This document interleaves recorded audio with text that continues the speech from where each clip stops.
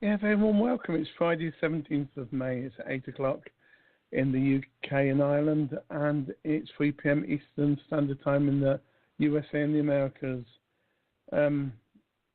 It's Arthur Rafferty again, and we'll keep talking about Arthur Rafferty, the gentleman that was murdered by the IRA. They've admitted they did it in 1974 in Newington Street in Belfast. It was one of many murders at the time, and of course, his son, Arthur, again, Rafferty, is still looking for some justice. We've put a little bit of a bit out there today about there's a garment, we didn't name the garment, it's somewhere in the world, and it might have the killer's DNA on it. So if you are the IRA and you want to speak, you know where to contact Arthur Rafferty, or indeed could come into the station by emailing Freedom Talk Radio 2013 at gmail.com, and I'll pass you on a telephone number if you wish to talk to Arthur. It is very sad, and I'll talk to Arthur in just a minute, but I just wanted to recap, and probably Arthur knows about this anyway, but I think this is very, very, relevant in this case, because Arthur's told me for many weeks that the PCNI, the Police Service of Northern Ireland, the old Royal Ulster Constabulary, investigates things, and they don't actually come up with any results. They tend to lose evidence when you tell them that you may be taking a particular gunman, or alleged gunman, called Freddie Scappaticci, a stakenife, to court, and all of a sudden your evidence disappears. But we do hang on to certain evidence, so don't worry about that. So anyway, in the Belfast Telegraph a couple of days ago, it says revealed number of murder bids in Northern Ireland, public not told about. Transparency of the PSNI under scrutiny after silence over 1/3 of all the murder bids. They basically didn't tell the public what was going on. And we kind of understand if it's for national security, but there was 172 attempted murders that were investigated by the PSNI in the last 2 years, according to the Belfast Telegraph.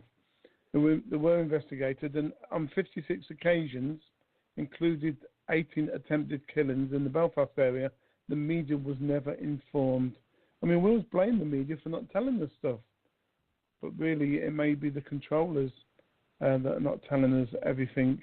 Often local papers, it says, and broadcasters are normally alerted by the press release from the PSNI, while police said there are legal and operational reasons for not publicising certain cases.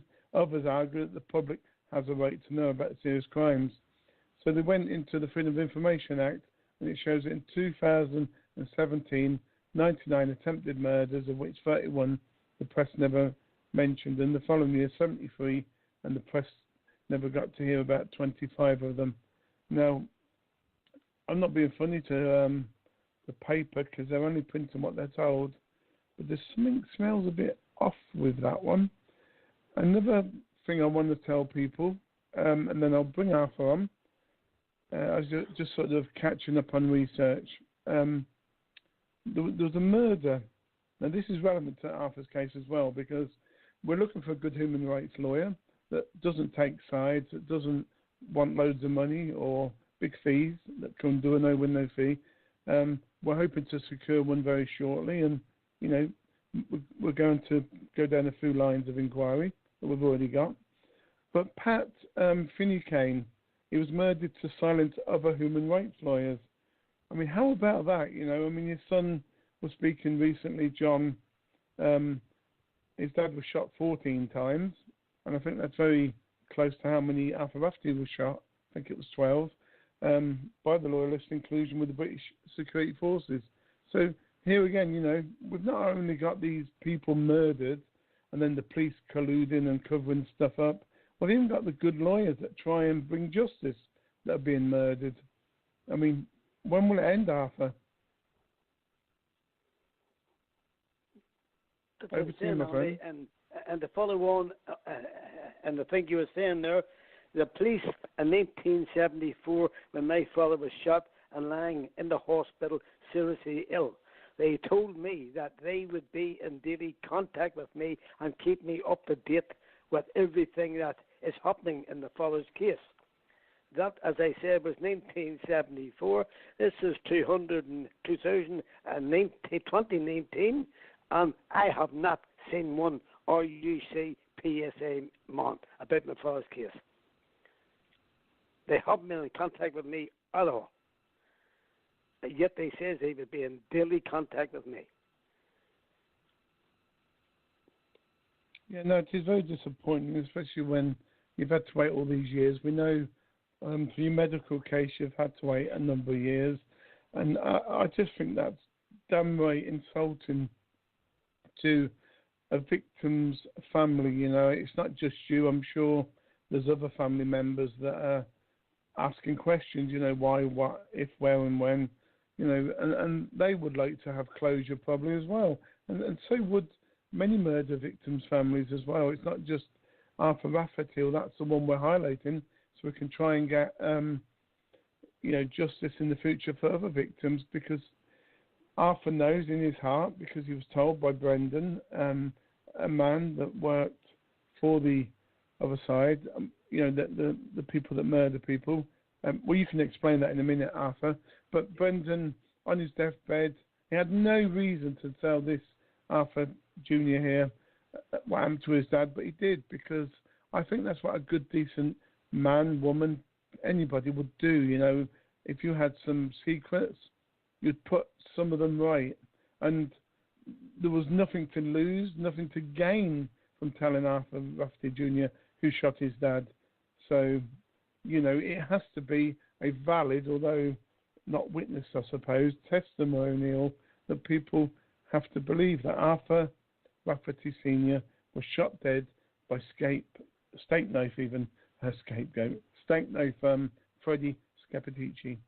And the proof, what we mentioned last week and episodes before, the gentleman has probably shot 50 to 100 people dead, not just attempted murder, but actual murders, and he'll probably not get one jail sentence for any of them. Arthur? Andy, as I was saying, when my father was shot, I inquired with all the groups in Belfast that were supposed to be there, getting paid by the British government to help victims of the troubles here, and not one of them would come to my aid. So I had to walk the streets day and night until this fella, Brendan Hughes, phoned me up. And I don't know the guy, I never met him, but he explained to me that he would like to speak to me about my father. Now, this man, I later found out, was to be one of the top men in Sinn Féin IRA. Now, I had to think about it a long time before I went to meet him, because he was living in the flats, Divis flats, in the heart of the Falls Road. And it meant me going into them flats. There was only one door in and one door out, and he was on the 13th floor. And I had it in my head that I pictured me going in there, a crowd waiting on me, taking me up the 13th floor and throwing me out. But no, I'm fighting my father's case, so I went up. I took the courage and I went. And I spoke to Brendan twice, had two different meetings, one in his flats and one in my own home. Now, he was able to tell me everything that happened to my father, right from what happened to him when he walked into that pub. He was taken out of that pub by two dockers. Two dockers came into the pub, one Martin Meakin, another top ARA man, and another docker, and said something to my father, spoke to him. Whatever they said to him, I don't know, but my father walked out with them. They took him round to Newington Street. That's about 400 to 500 yards away, so they walked down. And when my father got to the door, apparently, Brendan was telling me, Scappaticci and another ARA man came out, and my father seen Scappaticci with the Armalite rifle, and the other Sinn Féin man with a hand pistol. And my father knew something was going to happen here, so he ran. And the two of them ran down the street after him, practically on top of him. and Scappaticci opened up and shot 12 rounds at him. 12 rounds at a close range. And the fellow fell. 7 of them missed him, but 5 of them hit the fellow, practically cutting him in two. And according to this guy, Brendan Hughes, this other fella, when the fellow was lying there, when the two of them was walking away to leaving him there, he pumped 2 or 3 rounds into him out of a handgun. As if the 5 rounds from the army rifle wasn't enough. And he was able to tell me exactly Scappaticci was the man who pulled the trigger. And now he mentioned all the names of all of them. And he says, apparently, I found out, I have a note here, Brandon Hughes was also able to convey to me that Scappaticci was a British agent for the FRU and also the PSNI and Special Branch. And the RUC made sure that the 5-man gang had a clear run to commit the murder. But only at that time was 1974, the Shankill butchers were operating in that area. And every one of them streets, you had the police were on foot, the army on foot, with Saracens and tanks going up and down them streets, stopping people. Who are you? Where are you going? And what's that? Yet when they came to murder my father, they had all that time in the world to walk him from that bar 400 to 500 yards round the Newton Street. 12 rounds at that time of the night. Everybody in Belfast must have heard them shots. Yet no police there, no army there. You have to ask yourself, where were they? And who told them to stay out of the area? Absolutely. I mean, I totally agree with you. I'm just currently thanking a couple of good Belfast live reporters, actually, for saying that they would actually listen. I won't mention their names, but I know that they're listening now. So I think sometimes, you can beat your head against a brick wall for many, many weeks and years and months, and all of a sudden it just fits into place. You know what I told you earlier on this conversation, and yeah, I'm sorting that out, and we'll talk about that later. So now I'm emailing the Belfast people regarding the show, because I firmly believe that it doesn't matter what you've done personally, but to be without a father or a mother or any kind of sibling, anything, all them years without any closure, that must be mental torture. Especially, a dad that followed you about with your boxing, carried your bag, doted you because he was proud of you, what you were doing. I mean, that has a big emotional thing for me, for you and for your dad, really, because, so we need some closure, and the only way we can get this, I think, is somebody telling the truth. And Andy, another thing, I found Brendan to be a very sincere man, a quiet-spoken man, but a very knowledgeable man. He knew what he was talking about because he was in the ARA. He was telling me a lifetime, and there's nothing that happened in the ARA that he wasn't told about. Now, I told the police and the ombudsman about my meetings on the 9th of April 2010 at 11 p.m. I never met Brendan again because he died on the 16th of February 2008. God have mercy on him. Brendan also told me that Scappaticci would never be charged because he left behind a life insurance policy and has named top ARA Sinn Féin ARA members who were involved in many murders with him, with a solicitor on the Falls Road. I know the name of that solicitor and his address.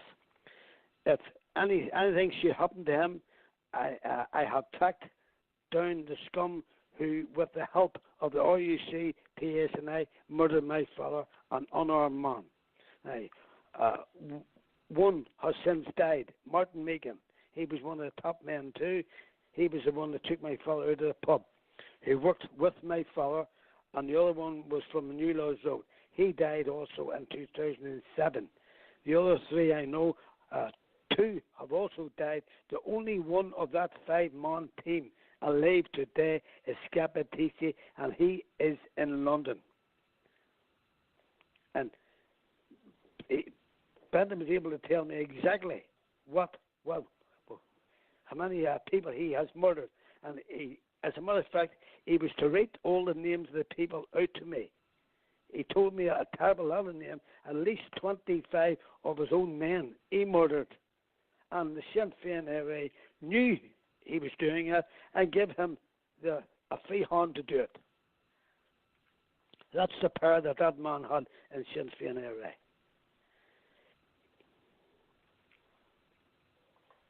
Yeah, I know, and I've also seen loads more stories, recently of what the psni was doing, the Royal African Constabulary, with the people who have been murdered and the families.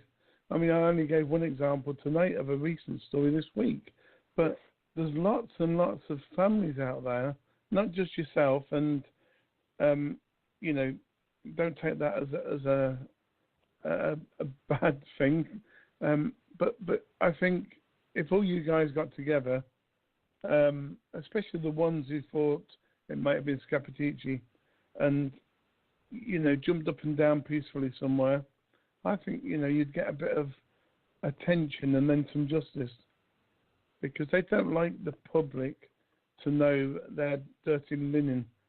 If they've done wrong, they don't want the public to know that. So that's why I like protests, peaceful ones, of course.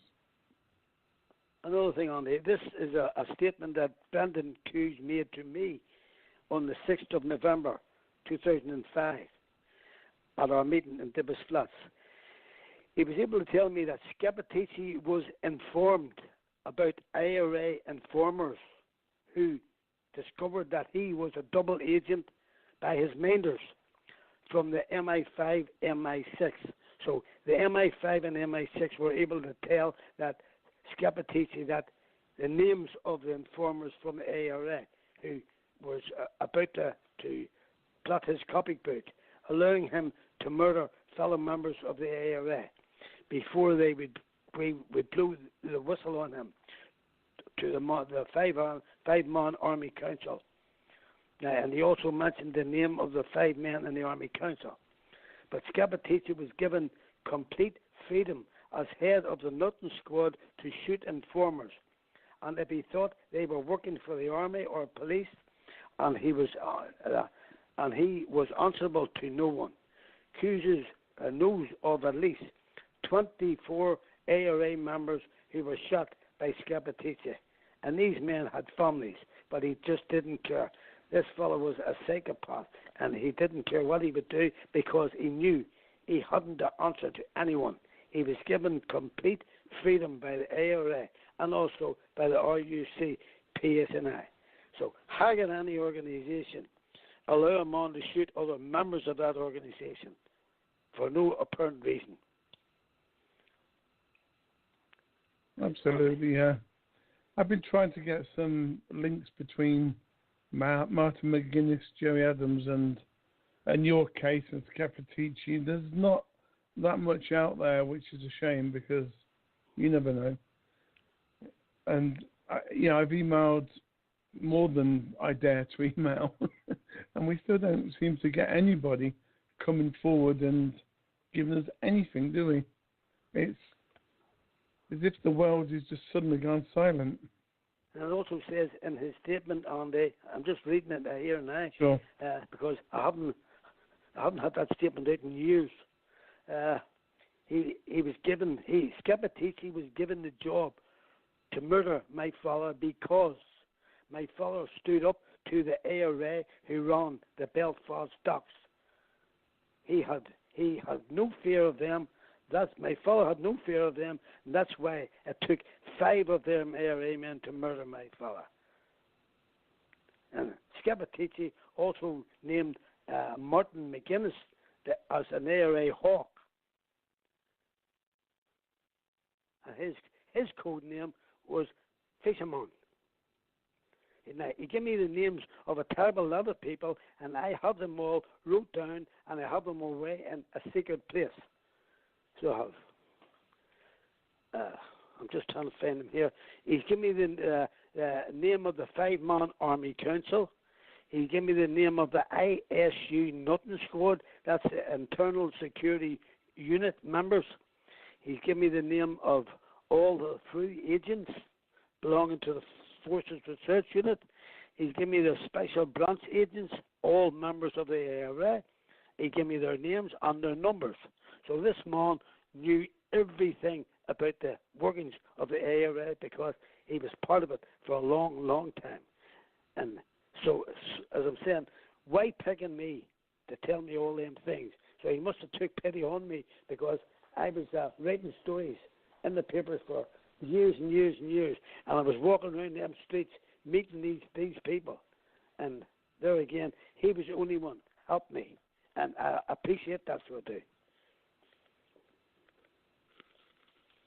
Wow, that's and on here's other statements made by Brendan Hughes.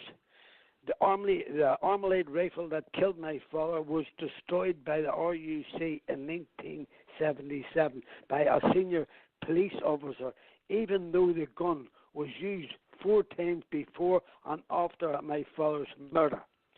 Now, all my father's clothes, including his shoes he was wearing at the time, went missing also. His ring and watch, a boiler suit, a balaclava, gloves, a magazine for the rifle, the Armalite rifle, were found in a flat at 12 Newington Street, have all gone missing. No one living in the house was ever questioned or fingerprints taken. A witness statement from a man whose car was hit by a stray bullet on the night my father was shot has also gone missing. No records are available of forensic being taken at the scene of the crime scene. No record exists of what resources were put into the investigation and what lines of inquiry were followed. My father was shot on the 15th of the 8th, 74, died on the 8th of the 9th, 74, age 56 years old, father of 8 children. Now, after 30 years, I have been told by the HCT that the RUC in 1979 held 2 men in the New Lodge Road. No statements were ever taken. Now the corrupt RUC are trying to put the blame on my father's murder on another New Lodge Road man, a member of Sinn Féin who died in 2007. Strange how it took the RUC from 1974 until 2007 to find a suspect for my father's murder, and that suspect is a dead man. Talk about dead men can't talk. It shows you what they would do, Andy, just to keep things quiet. Yeah, and of course, it's open to them. You know, I always try and look at both sides. If they can prove that that dead man shot your dad without a shadow of a doubt, then that may be something to think of. But obviously, you're more likely to believe a dying man than a dead man, if you know what I mean. Because Brendan, like I said, he didn't have to tell you at all. He had no reason, no need to tell you, only that he felt the decent thing to do at the time before he died was to explain things. And it's been written down, and you know, your memory, you tell me on air without reading it, and it's dead on. Every detail is programmed in your head. You don't need it written down, but even the written version's the same as your memory version. Another thing on the ARA, a couple of days after my father was buried, came round to the mother's house at night time and threw 2 bullets in a wee envelope into her hall. With a wee card on it saying, "These are for your 2 sons. Get them out of the country." Now, my brother, Tommy, he had a family, and he lived in the New Lodge Road, and he was tortured. His windows were broken time and time again, and his wee car he had was the windows were smashed, so he had to leave the country, and he went over to South Africa, where he died over there, age 44 years old, of a massive heart attack. And I took the 2 bullets down to the York Road police station, the place where all my father's clothes and all the stuff that they found in Newington Street was held. And they said they would check the 2 bullets and find if there's any fingerprints on them. Now, I went back about 2 to 3 weeks later, and the sergeant at the desk spoke to me, took my name and address, went away for about a half an hour. I was sitting there waiting on him, and he came back and said, Mr. Rafferty, we can't find those 2 bullets. This is inside a police station, and they can't find the 2 bullets. So therefore, the 2 bullets went the same way as all the evidence went. And as I'm saying, if you want to get into that station, you have to stand outside the door, the wee bell, look out at this, who is it, they ask you the question, you have to type your name and address, then they open the door, you hear the buzzing going, and you walk in. So how could anybody get into that station and steal all the evidence that was found on my father's murder and get out? It has to be an inside job. And I asked the chief constable a dozen times to explain that to me. He never could. He never would. And that's why they left that. Yeah, there's a difference. I was going to say there's a difference between they couldn't explain it, which means, they're not mind readers and they've tried thinking about it and they can't, but wouldn't explain is a different thing. They probably know, even if they didn't know the person who destroyed the evidence, they know deep down in their own hearts that the evidence was destroyed by somebody within that building, and that's enough. The probabilities is enough, to say that there's a collusion going on, cover up. Well, so saying, Andy, this fella accused, he saved me a terrible letter because I was around meeting people in houses, and believe you me, some of the people I was speaking to were notorious for gangsters, just trying to find out who murdered my father and why. But I could get no until Brendan Hughes came on the scene, and he solved the case within 10 minutes. He knew everything, and that fella, he hadn't got anything wrote down now, Andy. He was talking to me as I'm talking to you now. He wrote it down just out of his head. So he had a terrible, terrible sharp head, so he had on him, a terrible, brainy fella. But if I hadn't have spoke to him, if he hadn't have phoned me, I would have still been running about trying to find out who murdered my father, because there was no way that corrupt RUC, PSNI were going to tell me. After all, how could they tell me that the fellow that murdered my father worked for them? Well, let's bring in the fact now, because I've sent this around to a lot of lawyers, and obviously I've sent it to Belfast Police and Northern Ireland Police Forces, Southern Ireland, the Guardian. I've sent it to quite a lot of people. So let's move on in the last 15 minutes. The next subject I want to cover, because we've covered most of it lots of times, but only this time we're covering it all in one show only, so we can keep this show as the evidence on your dad. And we can do more shows, obviously, about different angles, but this is a short 45-minute with all the meat in it. Now, the next thing we need to sort of talk about, what did you do then? So you've obviously been to the police, you've been to Ombudsman, you've been everywhere, and you also been, which is important, tell me about the Ombudsman and tell me about the Bedfordshire Police Chief Constable that's leaving in July. I keep saying that, but he's a part of Operation Kennevery. Tell me how he fits into all this. Well, on everything that Brendan Hughes told me way back in 2005, 2006, I marked it down. I had it all taped out and all, and I went up to the Ombudsman and the HCT. It was the HCT was on the case at that time, and I walked in and had a meeting with him for about an hour. The Ombudsman that I seen then was a fellow called Hutchison, Al Hutchison. So he took it down. I gave him the names of all the people who murdered my father, what the house was from, and everything. So he had nothing to do, only phone the police, tell them to go out and pick up these people. But nothing was ever done. And I also spoke to the recent ombudsman, Michael McGuire, and he was able to tell me that the police made mistake after mistake after mistake. But he was adamant that there was no collusion between the IRA and my father. When I asked him to explain to me how in the name of God, I've named the fellow who murdered my father, Scappaticci, one of the top IRA men, and you're trying to tell me that there's no collusion? Yeah, I was going to, being a sort of a Christian-minded person here, I've got to give a bit of weight to the other side on this one now. Okay, so he says there was no collusion, no corruption with the IRA and the police. Okay, let's for 1 minute accept that, because, you know, we are sort of God-fearing people. You know, not fearing, but God. We listen to people anyway, and we care about people. So let's for 1 minute say that the police, RUC, never colluded with the IRA.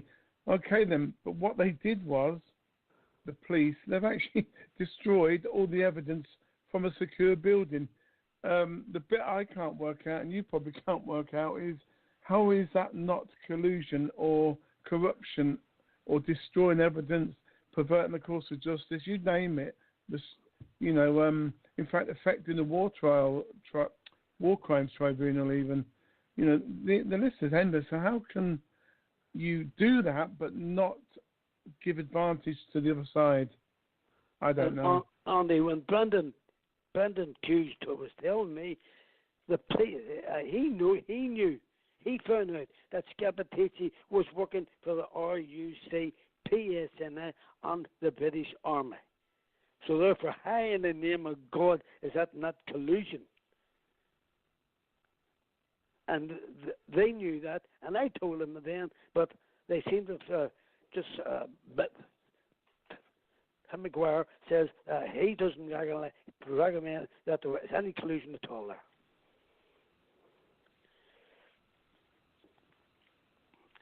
When Brendan Hughes, everything he's told me was true right through the whole way. And he's able to tell me that Scappy worked for the RUC PSNI. So therefore, how can they say there was no collusion around it? Yeah, I know. And the only thing that worries me about that gentleman from the Ombudsman is actually a doctor. So we don't get on well with doctors. Your side of the water and my side of the water. Yeah. They seem to be liars through and through. And then on the Canova people here now have taken it over, and I have had 6 to 7 meetings with these people. And every time I meet them, they tell me the same thing. There's nothing new. They haven't questioned anybody. There's no yet I'm able to tell them the names of these people. And I've also told them the names of all the top people that Brendan Hughes told me. But they never mentioned that they spoke to someone, they spoke to that. Nothing at all. They keep it just closed. And then last time I met them, they says that there's still no word about the fellow, no news yet. I said, well, what news do you want?